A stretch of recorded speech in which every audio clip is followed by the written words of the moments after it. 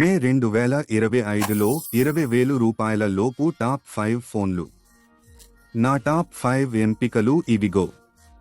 ఐక్యూఓ Z10లో అందమైన AMOLED screen, వేగవంతమైన Snapdragon chip, fast 90W ఛార్జింగ్తో కూడిన భారీ 7300 mAh బ్యాటరీ ఉన్నాయి.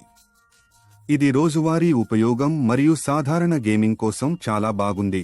కానీ ఫ్లాగ్షిప్ కెమెరాలు లేదా వెన్నలాంటి సున్నితమైన గేమింగ్ను ఆశించవద్దు. వివో T4 స్లిమ్ మరియు స్టైలిష్ డిజైన్, సున్నితమైన పనితీరు మరియు ప్రకాశవంతమైన రంగులమయమైన డిస్ప్లేను కలిగి ఉంది. వీటన్నింటికీ భారీ 7300 mAh బ్యాటరీ అండగా ఉంది.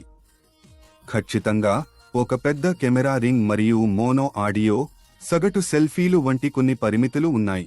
కానీ మొత్తం మీద ఇది ఒక దృఢమైన ఆల్రౌండర్. ఒప్పో K13 అనేది స్టైలిష్, సున్నితమైన, ఆశ్చర్యకరంగా ప్రీమియంగా ఉంది మరియు ప్రాథమిక అంశాలను నెరవేరుస్తుంది. మీకు ఒక అందమైన ఎమోలెడ్ స్క్రీన్, మంచి డిజైన్, డైలీ యూజ్కి బాగుంటుంది. కెమెరాలు జస్ట్ ఓకే మరియు 7000 mAh బ్యాటరీ డీసెంట్గా ఉంది కానీ రికార్డు బ్రేకింగ్ కాదు. CMF ఫోన్ 2 ప్రో దాని modular design, clean nothing OS మరియు క్రిస్ప్ ఎమోలెడ్ స్క్రీన్తో జెన్ Z కోసం నిర్మించబడింది.